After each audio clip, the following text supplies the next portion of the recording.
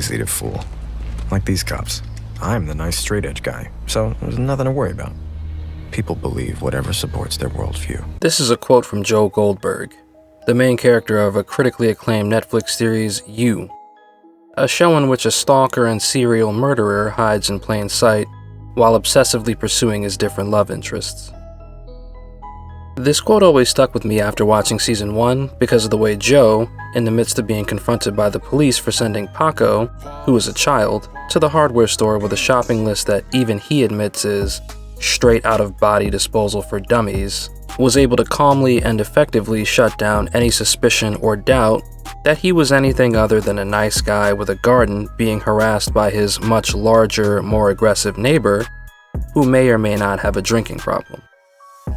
What Joe means by this is that as long as what you want a person to believe is close enough in line with what they already think, you can probably convince them to do anything you want. This type of deceptive tactic is so simple and so subtle, yet it's the bread and butter for some of the worst, most heinous criminals in the world.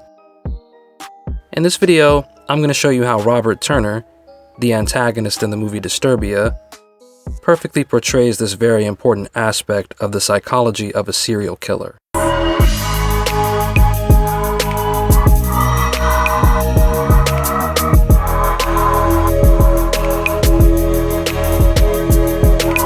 Before we get started, go ahead and hit that like button and subscribe. The vibe continues with all your support, and I definitely always appreciate it. The story of Disturbia follows Cale Brecht, played by our favorite Even Stevens and Transformers lead Shia LaBeouf. Cale is a high school senior who witnesses the death of his father in a car accident they were unfortunately involved in on the way back from a fishing trip. Depressed and traumatized, Cale neglects to participate in class or do his homework. This leads his Spanish teacher, Senor Gutierrez, to being aggravated, and in an attempt to scold Cale in front of the whole class, he hits him with a metaphorical low blow by asking him what his father would think. This leads to Cale hitting him with a literal blow to the face, which resulted in an assault charge. And since the judge empathized with Cale's loss, he was only sentenced to house arrest. It's important to notice at this point that the judge mentions the fact that Cale already has a record with prior unspecified charges. With this, it can be inferred that Cale has either had a troubled past or has had more difficulty coping with his father's death than what's shown on the screen. This is the first ingredient in what I'm calling a recipe for disaster. The officer assigned to Cale's case requested first dibs on any potential violations off the record. This is because Officer Gutierrez is Senor Gutierrez's cousin. This creates a conflict of interest that Cale tries to address the first time he accidentally wanders too far off from the limits of his ankle monitor due to being harassed by his neighbors. But it's ultimately shut down as no cause for concern, making it clear that the local police are not concerned for Cale whatsoever. During his house arrest, Cale becomes familiar with the daily routines of all his neighbors, and has even noticed things like infidelity, secrets, and a new family next door with an attractive daughter his age named Ashley. Robert Turner, a relatively new neighbor, however, does not pique Cale's interest or raise any kind of red flags. He mows his lawn and tends to his garden in an almost boring, robotic manner.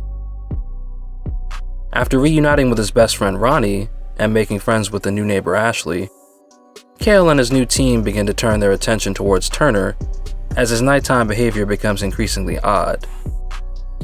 A series of clues and foreshadowed events indicating that women have been going missing, from newspaper headlines to clips on the afternoon news.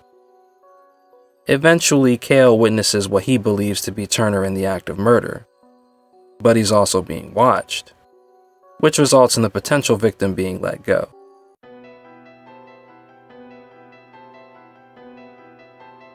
There have been different videos analyzing the disposition and tactics of Joe Goldberg, one of which emphasizes how he never shows his hand.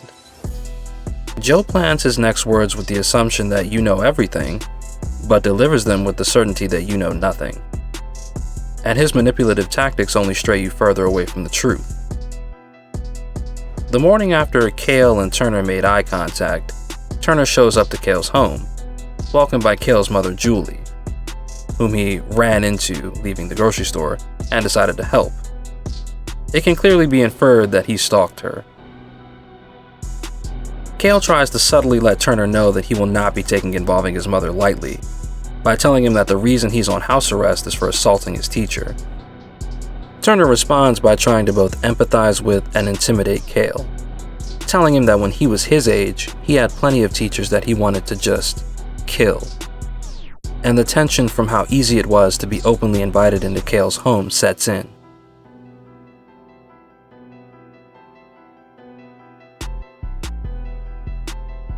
From this point on, Turner manages to be one step ahead of Cale and his friends at all times. He's visiting a hardware store where Ashley is tailing and recording him purchasing a new shovel.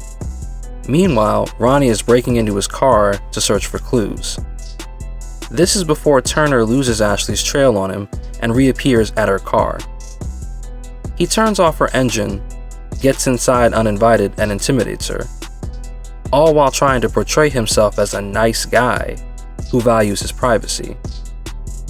He also insinuates that he knows Cale and Ronnie are onto him as well, and that their best course of action moving forward is to leave him alone.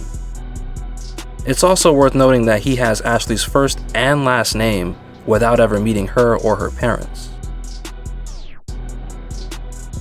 Back in the neighborhood, Ronnie finds nothing of interest in Turner's car and unfortunately makes the costly mistake of dropping his phone in the car as well.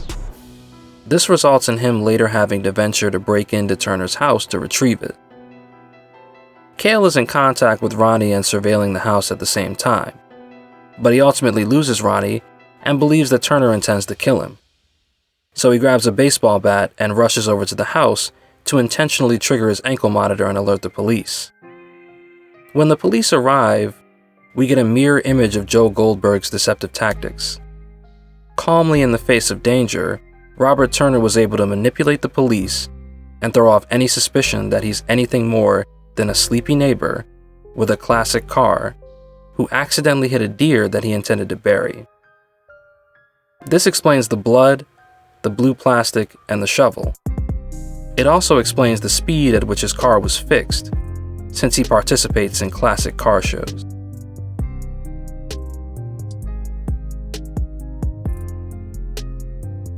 John Wayne Gacy, also known as the Killer Clown, was a serial killer and sexual predator in Chicago who killed 33 people during the 70s. His victims were all male and most of them were younger, underage boys. Though he was caught, arrested, and finally sentenced to death by lethal injection, you can't help but get an eerie feeling surrounding the fact that this man was beloved by the community at one point. He gets his name from the fact that he was a professional clown who performed at birthday parties, children's hospitals, and even charitable events, which lent to him a seemingly endless supply of potential victims. One of the sharpest tools in the box of any serial killer is the ability to hide in plain sight, and this is an ability that Robert Turner has mastered all too well.